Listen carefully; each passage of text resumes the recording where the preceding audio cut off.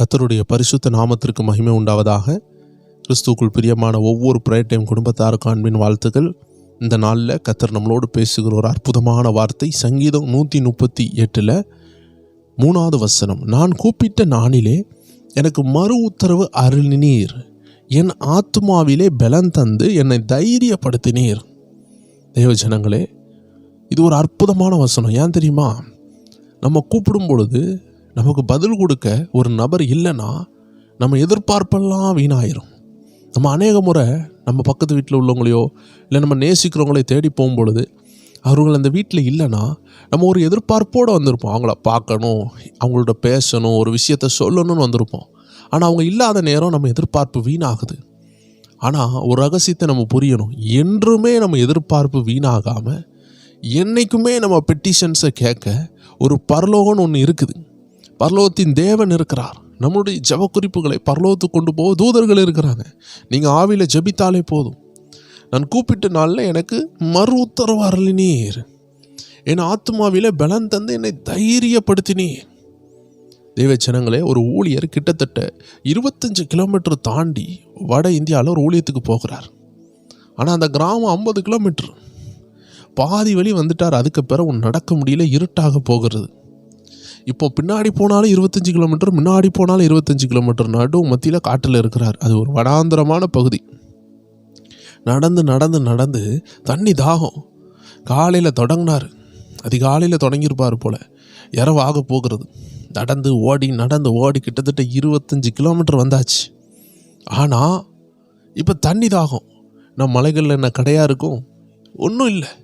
அந்த நேரத்தில் ஒரு சகோதரி வடநாட்டினுடைய உடையை தரித்து, அந்த வடநாட்டில் தான் அவர் ஊழியத்துக்கு போயிருக்கிறாரு. அங்கே பஸ் வசதிலாம் கிடையாது. ஏன்னா அந்த கிராமங்கள் குண்டும் பள்ளமெல்லாம் இருக்கிறதுனால நடந்தே போயிருக்காரு. அங்கே ஒரு சகோதரி தண்ணி கொண்டு போகிறதுன்னு அந்த தண்ணியை வாங்கி குடிச்சிருக்கிறார். கிளாஸ்லாம் என்ன ரோட்டில் இருக்குமா? கிளாஸ் இல்லை, செம்பு இல்லை. கையை கழுவிட்டு கையையே செம்பு மாதிரி மாற்றி கையில் கொஞ்சம் தண்ணியை வாரி குடிச்சிருக்கிறார். அப்படி குடிச்சிட்டு 2-3 வாட்டி குடிச்சிட்டு 3வது வாட்டி நன்றி சொல்லலான்னு அவர் எழுப்பி அந்த நபரை பார்க்கும்பொழுது அந்த சகோதரி மாயமாக மறைச்சிட்டாங்க. அப்போதான் புரிஞ்சுக்கிட்டாரு, என் கூப்பிடுதலை ஒருத்தர் கேட்டிருக்கிறாருப்பா. அந்த வசனம் எவ்வளோ அழகாக சொல்லுகிறது பார்த்தீங்களா? நான் கூப்பிட்ட நாளிலே எனக்கு மறு உத்தரவு அருளினீர், என் ஆத்மாவிலே பலனை தந்து. எவ்வளோ அருமையான விஷயம் பார்த்தீங்களா? இந்த உலக விஷயத்தை செய்யும் பொழுது 4 பேர் ஊக்கப்படுத்துவாங்க. ஆனால் கர்த்தருடைய விஷயத்தை செய்யும் பொழுது கர்த்தர் இதில் பிரியமாக இருக்காரா, என் கூட இருக்கிறாரான்னு அந்த ஊழியருக்கு சந்தேகம் வந்திருக்கும். அப்போ கர்த்தர் ஆத்மாவில் பலன் தந்து, மகனே, இது கோடீஸ்வரன்ட்டு இந்த ப்ராஜெக்டை கொடுக்கலாம், ஆனால் அவன் இதை செஞ்சுக்கிட மாட்டான். உனக்கு நான் காசு இல்லாமல் அனுப்புனதுக்கு காரணம், நீ இந்த பாதையில் போக வேண்டியது இருக்குது. இப்போ காசு இருந்தால் நீ ஏரோப்ளேனில் வந்திருப்பேன். உனக்கு மக்களுடைய வழி என்னன்னு தெரியாது. எல்லாவற்றையும் பணத்தை வச்சு செய்யணும்னு நினைப்பேன். ஆனால் பணத்தை வச்சு செய்கிறத காட்டில என் கிருபையை வச்சு செய்கிறது பெரிய விஷயம். அதுக்கு தேவையே உன் பலவீனம் தான். உன் பலவீனத்தில் தான் என் பலன் பரிபூர்ணமாக விளங்கும். உன் பணம் இருந்தால் சில நேரம் என் தெய்வீக பலன் அது தடைப்பட்டு போகும். அதனால தான் அந்த பாதையில் ஒன்று அனுப்புனேன்.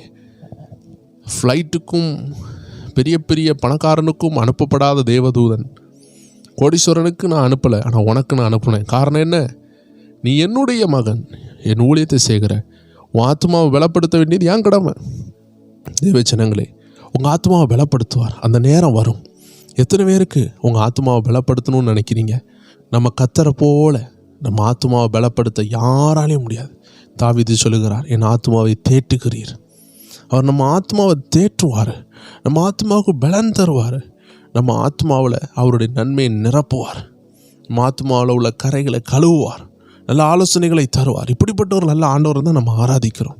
எல்லாரும் ஜெபிப்போமா? உங்கள் ஆத்மாவை பலப்படுத்த ஆண்டவர்கிட்ட கேளுங்க. ஆண்டவரை, என் உள்ளான மனுஷனை பலப்படுத்துங்க, என் சிந்தனையை பலப்படுத்துங்க. இந்த உலகம் என்னை இழுத்துடக்கூடாது, அசுத்தங்கள் இழுத்துடக்கூடாது. நான் ஸ்ட்ராங்காக இருக்கணும்.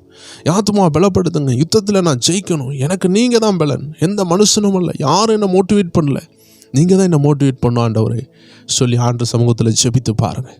கர்த்தர் உங்களை பலப்படுத்துறதை உணர்வீங்க. கர்த்தருடைய நாமத்திற்கு மகிமை உண்டாகட்டும். அப்பா, நன்றியோடு உம்மை துதிக்கிறோம். எங்கள் ஆத்மாவில் பலனை தந்து எங்களை தைரியப்படுத்த போகிறதுக்காக நன்றி. எங்கள் யுத்தங்களை நாங்கள் ஜெயிக்க போகிறதுக்காக நன்றி. சங்கீதக்காரனாகிய தாவீதுக்கு தனிமையில் இருக்கும் பொழுது சிங்கங்களை ஜெயிக்க, கரடிகளை ஜெயிக்க, ஆட்டுக்குட்டிகளை பாதுகாக்க நீர் கூட இருந்து சங்கீதக்காரனுடைய ஆத்மாவை தேற்றி ஒரு காலத்தில் கோலியாத்து வரும்பொழுது அவனையும் வீழ்த்தத்தக்கதான பலனை நீர் ஆல்ரெடி கொடுத்திருந்தீரப்பா. இதே போல் எங்கள் ஜனங்கள் தனிமையின் பாதையில் கடந்து சென்ற பொழுது அநேக காரியங்களில் நீர் அவர்களை தேற்றி பலப்படுத்தி இன்னைக்கு உருவாக்கி வைத்திருக்கிறீர். காரணம், ஒரு கோலியாத்து வருவான், அவனை ஜெயிக்கணும். ஜெயித்த பிறகு ஒரு உயர்வு இருக்கிறது. எல்லாருக்கும் ஒரு கோலியாத்து, ஆவிக்குரிய கோலியாத்துக்களை ஜெயிக்க எங்கள் ஜனங்களுக்கு நீர் பலம் கொடுக்க போவதுக்காக நன்றி. இந்த நாளில் எது கோலியாத்து போல இருக்குதோ அதை கடந்த நாட்களில் கர்த்தர் எப்படிலாம் காப்பாற்றினார் என்று தாவீது சொல்லி அந்த கோலியாத்தை ஜெயித்தது போல எங்கள் ஜனங்கள் கடந்த நாட்களில் கர்த்தர் என்னை எப்படி தேற்றினார், எவ்வளோ பெரிய பிரச்சனைகள் இருந்தெல்லாம் கொண்டு வந்தார், இந்த கோலியாத்து ஏமாத்திரம் என்று சொல்லி அவர்களை ஜெயிக்க நீர் பலன் கொடுக்கறதுக்காக நன்றி. எல்லா துதிகன மகிமை உமக்கு செலுத்துகிறோம். இயேசு கிறிஸ்துவின் நாமத்தில் ஜெபிக்கிறோம் எங்கள் ஜீவனுள்ள நல்ல பிதாவே. ஆமேன், ஆமேன், ஆமேன். எல்லாருக்கும் அன்பின் வாழ்த்துக்கள். இன்று இரவு நம்ம ஸ்பிரிச்சுவல் WF என்ற சேனல் உங்களை சந்திக்கலாம். நல்ல ஒரு ஆவிக்குரிய ரகசியத்தை பார்ப்போம். God bless you. ஆமேன்.